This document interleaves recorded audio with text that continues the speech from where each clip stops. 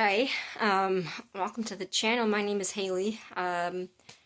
So this is about my benzo taper story and why I'm starting. Um, so just for basis information, I have actually already come off of temazepam.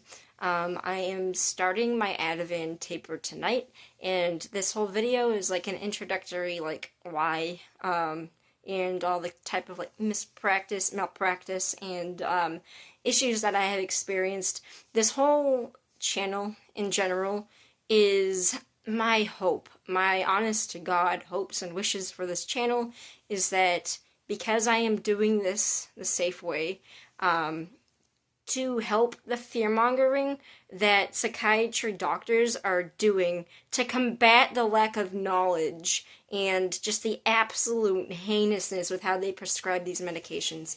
So, one thing at a time. I have a chronic bladder condition called interstitial cystitis. I'm 32 years old now. I was 22 years old when I was diagnosed with this disease. My mother has this disease, and my aunt have the disease. It is a horribly debilitating disease, but a lot of people find relief from the medicines, and I'm lucky to be one of those people. But the first few years, you have to, like, it's a dietary restrictions disease. You have to figure out a lot of stuff along the way, and that there are things that you can do to make your symptoms worse. During this time, it was absolutely horrendous. I couldn't sleep. I was in so much pain. My mom had also gone through the same exact thing that I did, and for a while, it's a few months is a long time to be in that severity of pain, like nonstop, to be bedridden nonstop. It's horrific, and I'm actually one of the lucky ones. So I was committed because I was seeing suicidal ideations, because I was in that much pain. I didn't actually want to hurt myself. I just wanted somebody to help me. And then they put me in a psych hospital and treated me horribly. When I got out of the hospital, I had just started seeing a new doctor, and they rushed me in to see him. They told me, I told him everything, and then I told him, this should have been my red flag. He kind of, like, I don't know, he got upset at me, and he kind of yelled at me because I didn't listen to the advice of a doctor. I didn't want a certain condition. I didn't want a certain procedure done that could have been risky, and I was terrified. I didn't want to be in more pain, so he yelled at me, and that should have been my red flag to, like, just dip. Don't let somebody talk to you like that, especially a doctor. When he wasn't the one laying on the floor, he kind of pushed all the pills that I wanted because my mother was on the same regimen of pills, and I was like, oh, well, what if I take these? Will these work? Like, she's you know, she has a lot of relief from it, and she has a lot of success.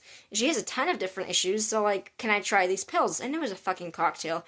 So my thing with this, I'm very, like, an accountable person where I made the choice that day to not be in pain and to not do my research on the medicines that I was requesting, because on top of a muscle relaxer and different sleeping pills, I asked for temazepam and Ativan, which my mother was on, and he was okay with it. And the only thing he told me about the Ativan was these can become addictive if abused, and I was like, okay, all right, that sounds great. There's no drawback. So I didn't even fucking. The thing is, like, later I looked it up and it said, like, you're not supposed to be on them later than 2 weeks. It can cause addiction. I didn't actually do any of the research on what the withdrawals could be. I just knew that you weren't supposed to cold turkey. I knew that there could be withdrawals if it had become addictive. I did not know to the full intensity of what that means. Fast forward 8 years, because I think I was like 34 when I actually got the pills. So, I've been on these pills for 8 years. My doctor dropped me, from my insurance. I don't know. I don't actually know if, like, he dropped me or, like, the insurance did. I don't know. But, so I had to get a new doctor, and this doctor that I saw wanted me off of everything, like, everything that I take that is for my bladder condition. I was like, fuck you. No. And then, so I found somebody else to prescribe the medicine, and it's been, I've had to do mostly everything on my own. like, my psychiatrist is very nice. She's very good to me. She's been there when I need her to be, but I feel like I've had no support.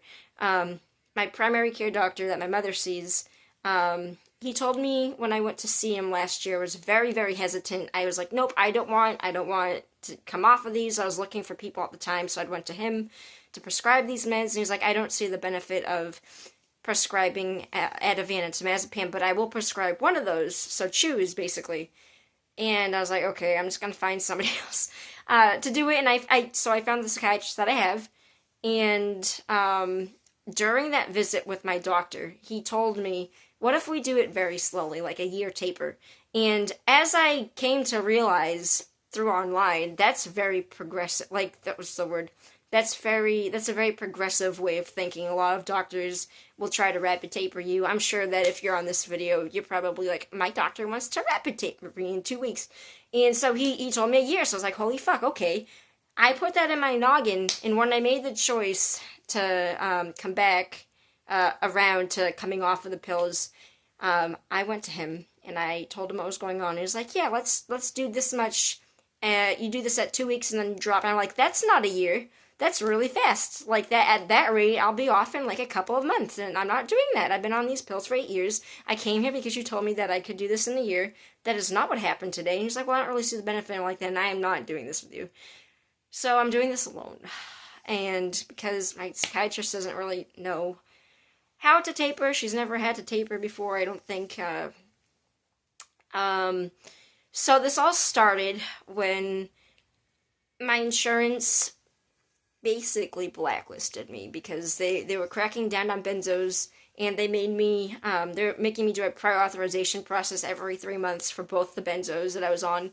And I came to find out from her, because she did a peer-to-peer authorization with the insurance, that the reason why is because I was on 2 benzos that have short half-lives. If I were to get rid of one of them or switch to one with a longer half-life, they would get rid of the problem. They also told me, because I had a suicide attempt, an actual suicide attempt, in 2021, that they basically had their eye on me, and they were cautious. So I was like, fuck that. That is my last straw. I am not being held down by that. I am not being, because any doctor at any time can basically tell me to go fuck myself, and I can, like, if the doctor doesn't know what they're doing, I can, like, die from seizures. I'm sure that if you're here, you've looked up what the symptoms are. I'm just here to tell you my story. So I decided, fuck that. I'm not doing this. I don't want to be held in this bubble of fear anymore. I don't want to live my life in fear. I've been living my life in fear my whole life. I don't want to do that anymore. I'm done. So I know that temazepam is a lesser. It is still a benzodiazepine, and I have been on it for 8 years. I'm here to tell you that I completely came off of it by myself. It took me 3 months. I followed a guide that I found online. A lot of people are using different methods. I personally did not use the Ashton Newton Taper method manual. I did not do that. I did not want to be put on a different drug, another a longer half-life drug like Valium. For temazepam, I didn't want to do that. So I came off of it by myself. The symptoms, maybe, I'm trying to think if, like, I want to do the symptoms that I had in a different video. I think this is the intro, so, the symptoms that I had were not like what I read online. They were really more so flare-ups of things that I had already existed in my pre-existing conditions. So I am not taking Ativan for anxiety mainly. I do have anxiety, it treats it, but that's not why I'm on the meds. So the reason why you take the meds, that is the most likely reason of what's going to flare up later for you. So for me, it was my bladder disease, and that's what I struggled with the most. But it wasn't actually the bladder disease, it was the pelvic floor dysfunction. I had, like, the muscle cramping, like, down, like, my pelvic floor was tight as fuck. And I was like, oh, okay, I don't like this. And then I also have I have ulcerative colitis. I have proctitis. And it flared that up the first, like, week. But aside from that, there are variables when you go through a taper. And a lot of it, I don't want to say it was in my head. I'm sure a lot of it wasn't in my head, but I'm sure some of it was in my head. Um, Aside from that, I had nothing. There was no extra anything. There were no new symptoms. I was completely okay. I came off by myself. I had a very smooth process. I tapered from April 2024 to July 2024. It took me exactly 3 months to the day, almost. I'm off of it. Um, so that whole process of me trying to find the doctor situation, I had a conversation with my psychiatrist today because I told myself the last thing that I need to do is talk to her, have an open conversation about my fears. What if my insurance drops? What if you drop me? Just like things that probably aren't going to happen, but like I want some sort of sense of stability through this. I don't know what's going to happen to me. The whole thing about this channel is that everybody is going to experience tapering differently. Every body is different and every story is different. So that doesn't mean if you watch this and I have a really good taper, that does not necessarily mean that you're going to have a really good taper. But if I have a horrible fucking taper, that also doesn't mean that you're going to have a horrible taper. Like I said, my hopes for this channel is that I have a smooth enough taper that I really just want to push the idea that if you do it safely and you do it slowly, that that makes a large difference. Because I have done so much research in the last year and a half. I've done so much fucking research. I've seen so many doctor videos, and there is this doctor that I follow, Dr. Yosef. I don't know his last name. It's Dr. Yosef, and he actually had a segment in a video where he said, listen, like, I know that we fearmonger to tell people, like, these are the risks associated with this, but we also, if you do this correctly and if you do this slowly, it's almost guaranteed to not happen to you like this.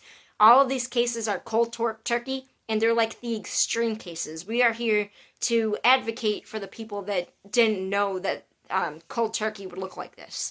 So I'm not cold turkeying. I am definitely recommending that you don't fucking cold turkey because it could kill you. But this is my story. Fucking Titus from Final Fantasy X. This is my story. Actually, so it's Orin. Anyway, I had one more thing I wanted to say and I forget what it was. Okay, fuck yeah. Alright. I struggled with the idea of how long I wanted to taper and like how much I wanted to taper.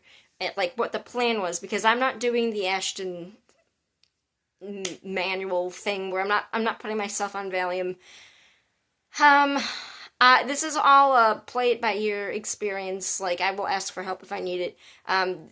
It really is trial and error. I'm just gonna do what I feel I should do and hope is right. And if I have problems, I will ask for help. Or, hey, can we do this? But right now, the plan that I am going off of is I am doing a hyperbolic taper of 5 to 10% every 2 to 4 weeks. So that means that, like, the longer down the line it goes, the more time it takes. And that's what I've heard is the most effective, because a lot of people think that the beginning is hard. And that's true, like, that's when acute withdrawal happens. But the ending is what gives a lot of people a lot of problems. That little last percentage can screw people up.